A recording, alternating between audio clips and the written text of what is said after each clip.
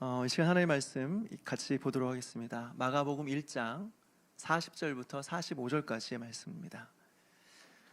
마가복음 1장 40절부터 45절까지의 말씀, 저 한 절 여러분 한 절 이렇게 교독하겠습니다. 저부터 읽겠습니다. 한 나병 환자가 예수께 와서 꿇어 엎드려 간구하여 이르되 원하시면 저를 깨끗하게 하실 수 있나이다.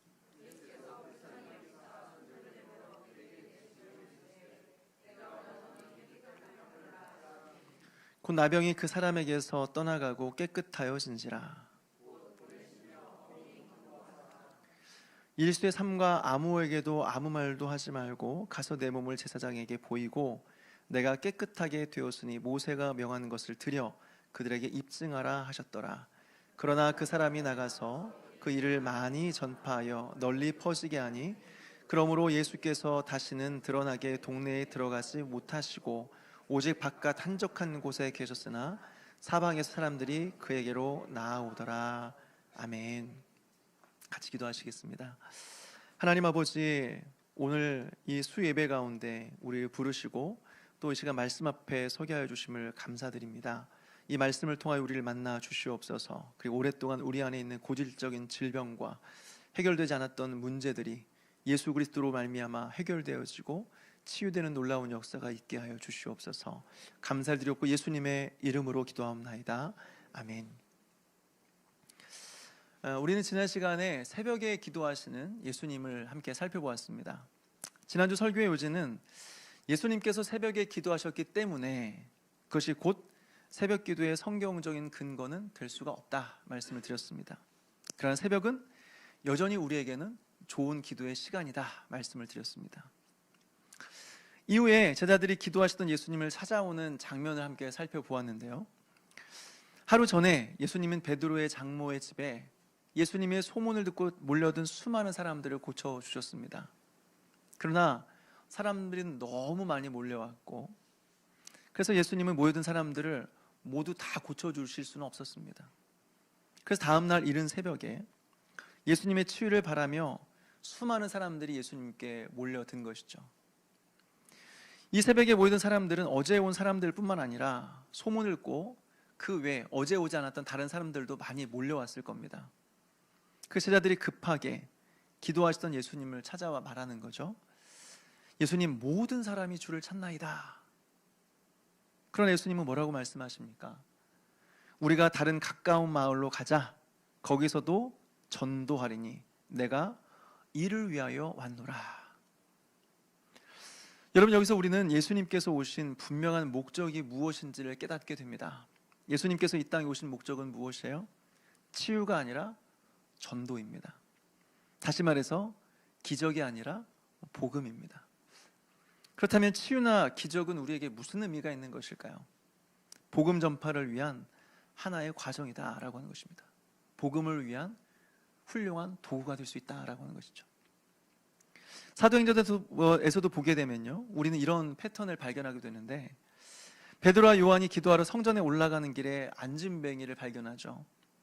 이 사람이 바라는 것은 딱 한 가지였습니다.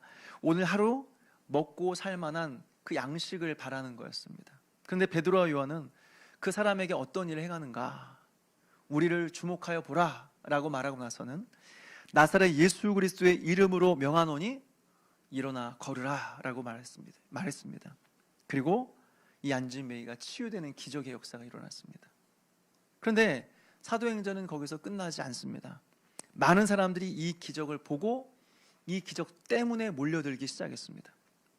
그때 베드로는 일어나서 모여든 사람들을 향하여서 이제 설교하기 시작했습니다. 그리고 그 말씀 앞에서 3,000명의 사람들이 회심하게 되는 역사가 일어나게 되는 거죠. 핵심은 무엇입니까? 이 안진뱅이가 일어났다는 것입니까? 기적이 일어났고 치유가 일어났다는 것입니까? 아니죠. 그것이 복음을 전하는 훌륭한 도구가 되었다라고 하는 것입니다. 결국은 그 복음 때문에 수많은 사람들이 복음을 듣고 죄와 사망으로부터 구원을 얻게 되었다라고 하는 것입니다. 여기서 우리는 무엇을 깨닫습니까? 예수님의 치유 사건이 아니라 이것을 통해서 예수님께서 보여주시고자 하시는 것이 무엇인가? 여기에 우리는 집중해야 된다라고 하는 것입니다. 모든 사람들이 그렇지는 않지만 심각한 질병이 있다가 하나님의 은혜로 병이 낫고 치유된 사람들의 이야기를 듣습니다. 그 결과 더 많이 이전보다 믿음이 더 좋아지고 더 하나님을 의지하는 사람들도 있습니다. 그렇지만 상당히 많은 경우는 건강해진 몸을 이끌고 다시 세상으로 돌아가는 것이죠. 그래서 하나님을 더 멀리 떠나서 자유롭게 살아가는 거죠. 여러분, 그러면 안 되는 것입니다. 우리가 치유와 기적을 경험했다고 한다면 그것이 끝이 되면 안 됩니다.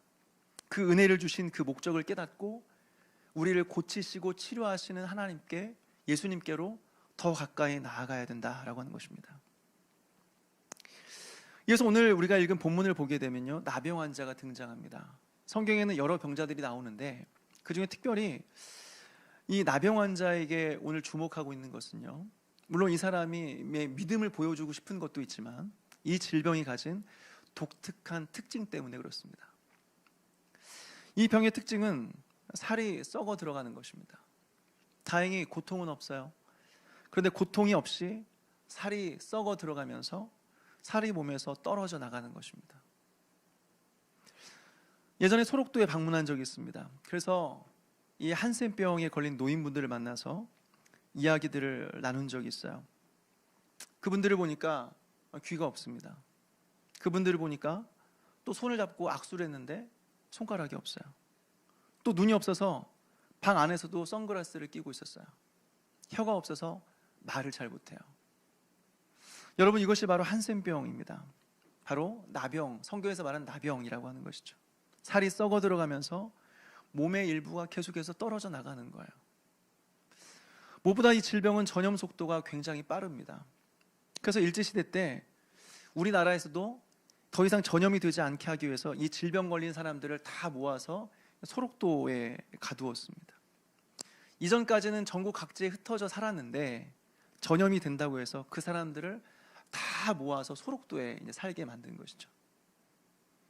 그리고는 출산을 통해서 이 감염이 확산되는 것을 막기 위해서 비인권적인 그런 행위를 했습니다. 남성들 같은 경우는 동의가 없이 정관 수술을 했고, 여성들 같은 경우는 자궁 적출 수술을 시행했습니다. 그리고 그래도 임신하게 되면 강제적으로 낙태를 했습니다. 이런 아픔과 서름에 대해서 그 사람들이 쓴 시들이 있는데 이 소록도에 가보면 지금도 볼 수가 있습니다. 그러나 무엇보다 이 질병이 무서운 것은 감각이 없다라고 하는 거죠. 감각이 없다. 살이 썩어 들어가고 살점이 떨어져 나가는데 고통을 느끼지 못한다라고 하는 거죠. 그래서 코를 만졌더니 코가 떨어져 나가고, 손가락을 잡아당겼더니 손가락이 떨어져 나가는 것입니다. 그런데도 고통은 없습니다. 이런 것들을 볼 때 고통이 없고 무감각하다는 것이 얼마나 우리에게 무서운 것인가라는 것을 생각하게 돼요. 얼마 전에 둘째 아이와 치과에 다녀왔어요. 근데 오는 길에 아이 입에서 피가 나요. 그래서 왜 그런가 물어봤더니 마취를 해서 감각이 없길래 한번 이렇게 이빨로 이렇게 깨물어 봤대요. 근데 안 아프더래요. 나중에 보니까 이빨 자국이 있고 피가 나더라 이렇게 했습니다. 안 아프니까 막 하는 거예요. 제가 얼마 전에 몇 달 전에 운동하면서 무거운 것을 들었는데요, 한동안 허리가 아파서 그것 때문에 운동을 못했습니다. 운동하다 보니까 몸에 막 이렇게 힘이 생기는 거예요. 더 무거운 것도 들 수 있겠는데 이런 생각이 드는 거죠. 그래서 욕심을 부려서 제가 태어나서 한 번도 들어보지 못한 무게를 한번 들어봤습니다. 그랬더니 그 다음 날부터 허리에 통증이 시작이 됐어요.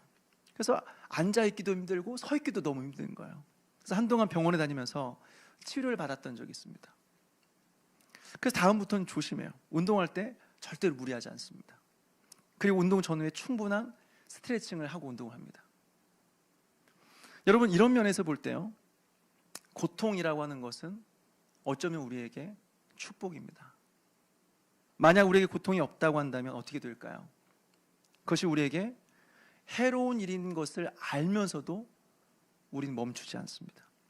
절제하지 못합니다. 계속해서 충동을 따라 살아갑니다. 그런데 고통이 있으니까 어떻게 해요? 아프니까 어때요?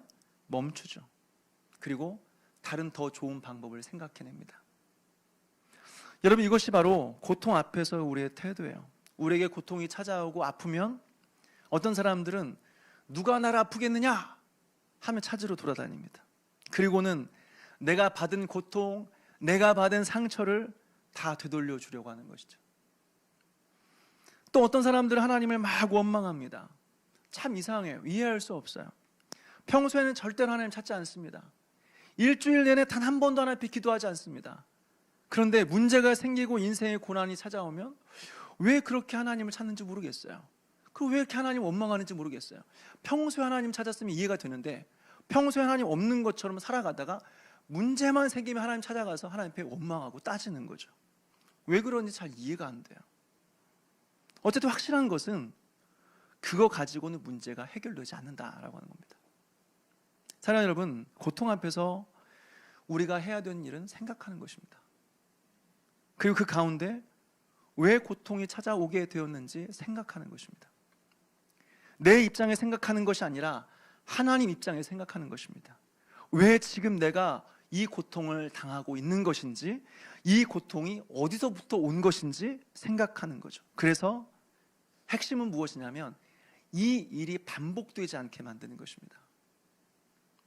그러나 무엇보다 우리가 먼저 인정해야 될 것이 있어요. 그것은 무엇이냐면 대부분 우리가 느끼는 고통, 그 고통의 대부분은, 내가 지금 느끼고 있는 고통의 99%는 다 내 문제라는 거예요. 우리는 항상 다른 사람 때문이다, 상황과 환경의 문제다라고 이야기하지만 엄밀히 정직하게 따지고 들어가면 결국에는 다 내 문제라는 거예요. 그래서 고통 앞에서, 고난 앞에서 우리는 무엇을 해야 되느냐?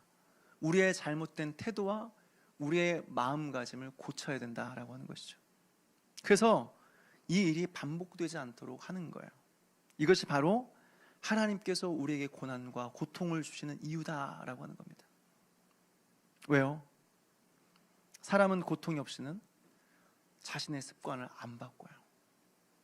사람은 몹시 불편한 일이 생기기 전까지는 우리가 살아온 삶의 방식을 절대로 안 바꿉니다. 꼭 고통이 찾아오고 사람과의 관계가 다 깨지고 모은 돈 다 날리고 건강을 다 잃어버려야만 그때서야 아, 문제구나 하고 바꾸려고 하는 거죠. 참 이상해요.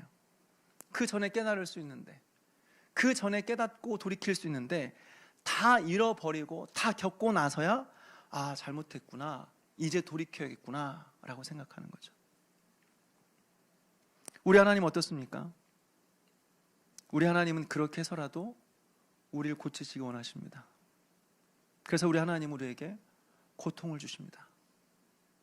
그래서 우리는 고통이 찾아왔을 때 하나님 앞에서 우리 자신을 돌아봐야 되는 것입니다. 그리고 잘못된 것이 있다면 돌이켜야 되는 것입니다. 그래야 고통은 끝나는 것입니다. 그래야 고난은 끝나는 것입니다. 사랑하는 여러분, 고난 앞에서 하나님을 향하여 원망하기보다 나의 잘못된 마음의 태도와 삶을 고쳐 하나님 앞에서 더욱더 온전하고 거룩한 삶을 살아가게 되는 은혜가 저와 여러분의 기도회를 주님의 이름으로 축원합니다. 나병 환자의 또 다른 특징이 있는데요, 그것은 바로 관계의 단절입니다. 먼저는 사람들과의 관계가 단절이 됩니다.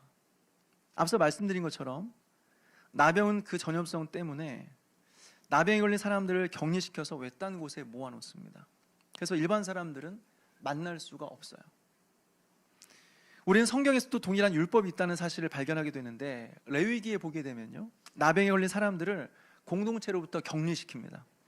그 사람이 누구이든지 간에 상관없어요. 얼마나 유명한 사람이냐, 대단한 사람이냐 상관없습니다. 나병에 걸리면 일단 그 공동체로부터 격리시킵니다. 함께 살지 못합니다. 그리고 마을에서 떨어져서 혼자 살아야 됩니다. 그러다가 저 멀리서 사람들이 오는 것을 보면 가만히 있으면 안 됩니다. 옷을 찢고 머리를 풀어 헤치고 윗 입술을 가리고 외쳐야 됩니다. 부정하다, 부정하다 외쳐야 됩니다. 무슨 말이에요? 여기에 부정한 사람이 있으니 오지 마세요. 여기에 더러운 사람이 있으니 이쪽으로 오지 말고 다른 쪽으로 돌아가세요 라고 하는 거죠. 여러분, 얼마나 비참합니까? 아픈 것도 서러운데 자신이 병에 걸려서 언제 죽을지 모르는 시한부 인생을 살아가고 있는데 공동체와 단절되어 살아가는 거예요. 사랑하는 가족과도 만날 수 없고 그들의 돌봄을 받을 수 없습니다. 그저 생이별의 아픔 속에서 평생을 살아가는 거죠. 이것이 바로 나병이에요. 한번 생각해 보십시오. 자꾸 몸에서 뭐가 떨어져 나가요. 그래서 손도 없고 발도 없어요. 눈도 하나 없고 혀도 없어요. 머리카락의 일부는 있고 일부는 없어요.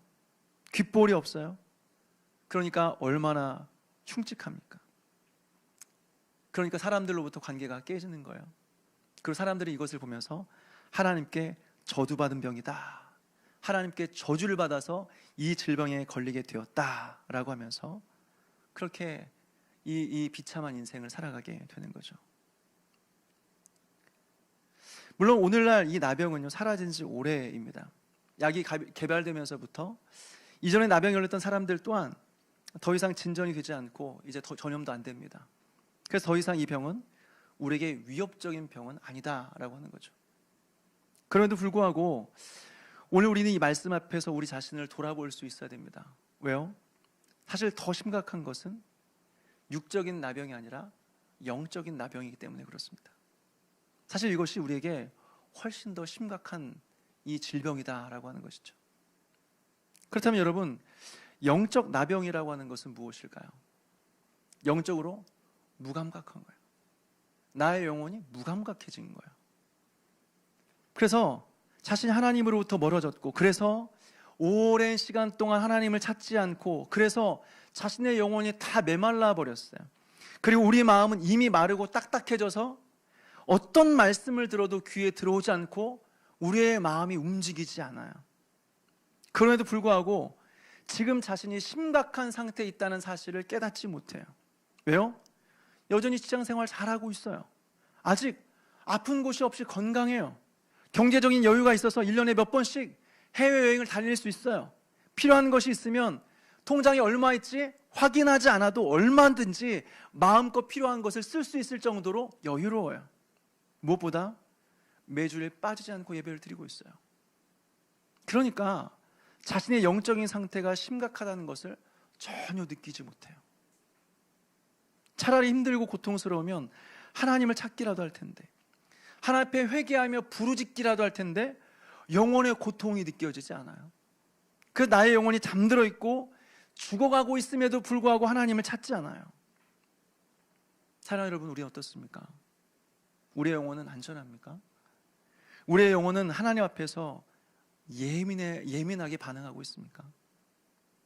때로는 우리의 영혼이 잠들어 있는 것 같고 나의 영혼이 메말라 있어서 예민한 마음으로 하나님 앞에 간절히 은혜를 구하며 회개하고 있습니까?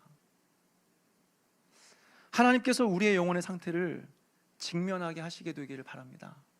그리고 날마다 깨어서 예민한 마음으로 하나님과 깊은 사귐 가운데 살아가는 그런 저와 여러분 되시기를 주님의 이름으로 축원합니다.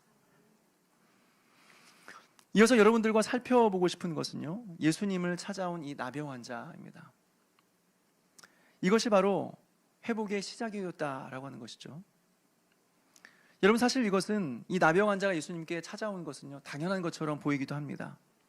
여기서 우리는 나병 환자가 너무 고통스러우니까 예수님을 찾아왔나 보다 이렇게 단순하게 생각할 수 있습니다. 그런데 이것은 이 사람에게는 결코 쉬운 일은 아니었습니다. 일단 이 사람은 율법을 어겼어요. 나병 환자는 사람들의 무리에 들어올 수 없었고 사람들 가까이에 나오면 안 되는 사람이었습니다. 이것이 율법이었어요. 이 일 때문에, 그리고 무엇보다 수많은 사람들로부터 비난을 당할 수 있었습니다. 여러분, 이것이 바로 나병 환자의 장애물이었습니다. 예수님께 나아오는 걸림돌이었습니다. 바로 사회적 거리가, 그리고 이를 통한 사람들로부터의 비난이 이 사람에게 있어서 예수님께 나오는 데 있어서 장애물이 되었다, 걸림돌이 되었다라고 하는 거죠. 그러나 여러분, 사람이 너무 간절하면요, 너무 간절하면 그것을 뛰어넘어서 예수님께로 나아오는 것입니다. 그리고 예수님 앞에 나와 엎드리는 것이죠. 우리는 어떻습니까? 예수님께 나오는데 많은 장애물들이 있죠. 특별히 교회를 처음 나온 사람들은 교회 입구까지 오는데도 수많은 어려움들을 만날 수 있습니다. 특별히 오랜 시간 동안 하나님으로부터 멀어졌다가 다시 돌이키려면 엄청난 이 걸림돌을 만나게 되는 것입니다. 그렇다면 여러분, 우리에게 걸림돌은 무엇입니까? 여러분들에게 걸림돌은 무엇입니까? 첫째로 분주함이죠. 너무 바빠요. 너무 바빠요. 뭘 하는지 모르겠는데 항상 바빠요. 물론 교회 가서 예배 드리겠다, 기도해야겠다 생각은 해요. 그런데 바빠서 못해요. 둘째로 가족이에요. 가족이 장애물이에요. 제대로 신앙생활을 해보고 싶은데 그러려면 뭐가 되었든지 간에 기본적으로 시간을 내야 되죠. 근데 시간을 내려다 보니까 가족들 눈치가 보여요. 가족들로부터 비난을 받아요. 그래서 마음껏 하나님 앞에 나아가지 못하는 거죠. 셋째로 건강이에요. 너무 피곤해요. 항상 피곤해요. 항상. 그래서 교회에서 예배드리고 기도하는 것보다 집에서 쉬고 싶은 마음이 간절한 것이죠. 어차피 교회 가도 좋을 걸 아니까 그냥 안 가는 거예요. 교회 가서 좋으니 차라리 안 가는 게 낫다 하는 것이죠. 그래서 지금 당장 기도하고 하나님을 의지해야 함에도 불구하고 계속해서 우리의 문제를 가지고 하나님 앞에 나아가지 못한다라고 하는 것입니다. 그런데 여러분, 이런 장애물들을 다 고려하다 보면, 이런 걸림돌을 다 고려하다 보면 우리는 우리의 문제를 해결할 수가 없어요. 오늘 나병 환자가 치유를 경험할 수 있었던 것은 모든 장애물들을 고려하지 않고 이 장애물들을 뛰어넘어서 예수님께로 나왔다는 것입니다. 여러분, 이 사람은 예수님께 나올 수 없는 수많은 이유를 가지고 있었던 사람입니다. 우리는 대부분 마음만 먹으면 아무리 힘들어도 사실 마음만 먹으면 나올 수 있어요. 그렇지만 이 사람은 법적으로 예수님께 나오면 안 되는 사람이었어요. 그런데 어떻습니까? 너무 간절하니까 그것을 뛰어넘어서 예수님께 나왔다라고 하는 것이죠. 그 결과 자신의 문제가 해결되었고 치유와 기적을 경험하게 되었다라고 하는 것입니다.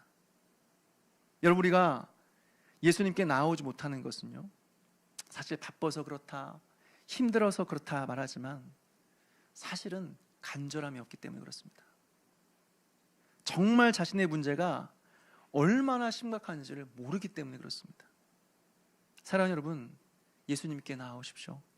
거기서부터 회복은 시작되는 것이고 하나님의 기적은 시작이 되는 것입니다. 그래서 또 한 가지 살펴보고 싶은 것은요, 이 사람이 이런 상황 속에서 예수님께 나올 수 있었던 것은 첫째로 간절함이라고 말씀을 드렸습니다. 그래서 법적으로 예수님께 나오면 안 되었음에도 불구하고 예수님께 나왔다 말씀을 드렸어요.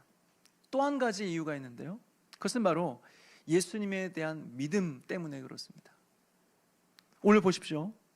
이 사람이 예수님께 나와 꿇어 엎드려서 고백합니다. 뭐라고 고백하죠? 예수님, 원하시면 저를 깨끗하게 하실 수 있나이다. 예수님, 원하시면 저를 깨끗하게 하실 수 있습니다. 여러분, 얼마나 놀라운 믿음입니까? 예수님, 고쳐주실 수 있나요? 다른 질병은 모르겠고 나는 나병에 걸렸는데 혹시 이거 하실 수 있나요? 예수님, 그럴 능력이 되십니까? 이런 거 안 물어봤어요. 이 사람은 예수님께서 확실하게 자신을 고치실 것을 믿고 예수님께 나온 사람입니다. 그래서 뭐라고 말하냐면, 원하시면, 예수님, 당신이 원하시면 저를 깨끗게 하실 수 있습니다 라고 말하는 것입니다. 무슨 말이에요? 예수님께서 나를 고치실 수 있는 것은 능력에 달려있는 것이 아니라 예수님의 허락에 달려 있습니다. 예수님이 허락만 하시면, 예수님이 원하시기만 한다면 이 질병은 낫는 겁니다. 그런데 예수님, 원하십니까? 사랑하는 여러분, 이 사람이 이렇게 고백할 수 있었던 이유는 무엇이에요?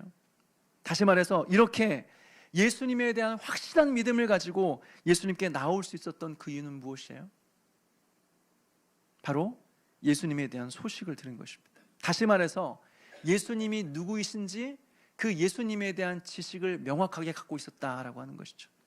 이것이 이 사람에게 믿음이 되었다라고 하는 것입니다. 여러분, 여기서 우리는 중요한 이 교리를 발견하게 됩니다. 우리의 믿음은 지식을 기반으로 하고 있다라고 하는 것입니다. 여러분, 모르는데 믿을 수 없어요. 모르는데 믿을 수는 없습니다. 이해가 안 되는데 그런데 나는 믿고 있다? 여러분 그렇게 말할 수 없습니다. 믿는다고 한다면 최소한 내가 무엇을 믿고 있는지 그 믿음에 대한 내용을 우리는 알고 있어야 된다라고 하는 것이죠. 이것이 최소한입니다. 그래서 이번에도 세례교육 하는데 이제 지난주까지 해서 3주간 교육을 했습니다. 그리고 2주 뒤에는 다 암기해 와서 그것을 외웠는지 다 확인할 겁니다. 그리고 세례를 줄 거예요. 왜 그렇습니까? 모르는데 믿을 수가 없으니까. 모르는데 어떻게 믿어요? 이해가 없는 믿음은 없기 때문에, 지식이 없는 믿음은 없기 때문에 그렇습니다. 마지막으로 살펴보고 싶은 것은 두 가지인데요. 첫째로 예수님은 이 사람이 치유된 이후에 또 말씀하시죠. 삼가 아무에게 말도 하지 말고 가서 내 몸을 제사장에게 보이고 내가 깨끗하게 되었으니 모세가 명하는 것을 드려 그들에게 입증하라. 여러분, 왜 예수님께서 이 말씀을 하셨을까요? 사실 병에서 깨끗하게 되었으니까 여러분 좋은 거 아닙니까? 다 끝난 거 아니에요? 사실 모세 율법에 따르면 나병에서 낫게 되면 제사장을 찾아가야 됩니다. 그리고 그 병이 치유가 되었다는 것을 제사장을 통해서 확증을 받아야 됩니다. 그리고 일정한 제물을 하나님 앞에 드려서 이것을 확증해야 했습니다. 그래야 다시 이제 공동체 안으로 들어올 수 있는 것이죠. 여기서 우리는 무엇을 깨닫게 되는 것인가? 예수님은 우리를 고치시고 치료하실 때 부분적으로만 우리의 문제를 해결하시는 분이 아니시다라고 하는 것입니다. 우리의 전반적인 모든 삶의 문제를 해결해 주시기 원하시는 분이시다라고 하는 것입니다. 무엇보다 우리가 구한 것 이외에도 우리가 무엇을 필요로 하는지를 아시고 그것을 채워주시는 분이시다라고 하는 것입니다.